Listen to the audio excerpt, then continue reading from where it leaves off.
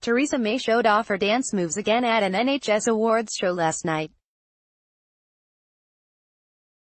Footage shows the Prime Minister briefly bob her way on stage to the sounds of cheers and applause.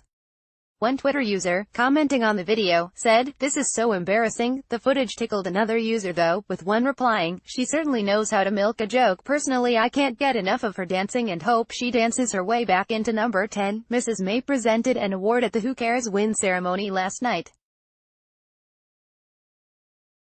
The event pays tribute to health professionals around the UK. The Prime Minister left the Conservative Party conference in stitches last week as she shimmied onto stage in front of delegates into the sound of Dancing Queen. The Prime Minister was in Birmingham to deliver her much-anticipated annual conference speech, in which she stated defiantly the UK was not afraid to leave the EU without a deal if the bloc refuses to compromise.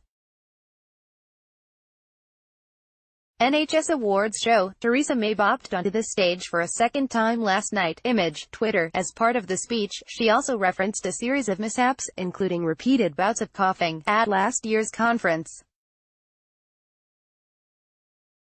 Mrs. May said, "Mind you, if anything happens I could just ask to borrow the voice of Geoffrey Cox." Her unexpected entrance and first joke appeared to go down well with the audience, who welcomed her with cheers and applause. The bizarre moment was a playful nod to Mrs. May's dance floor diplomacy during her recent trip to South Africa and Kenya. Jean-Claude Juncker appeared to mock Theresa May as he danced on stage ahead of his speech in Brussels on Monday. The crowd laughed at a dancing Mr. Juncker as the music continued to play once the Commission President reached the stage ready to begin his speech to the EU Week of Regions and Cities. Mr. Juncker then took a swipe at Britain by telling his audience that he preferred to make his speech in French or Luxembourgish, his native tongue, spoken by fewer than 500,000 people, rather than English.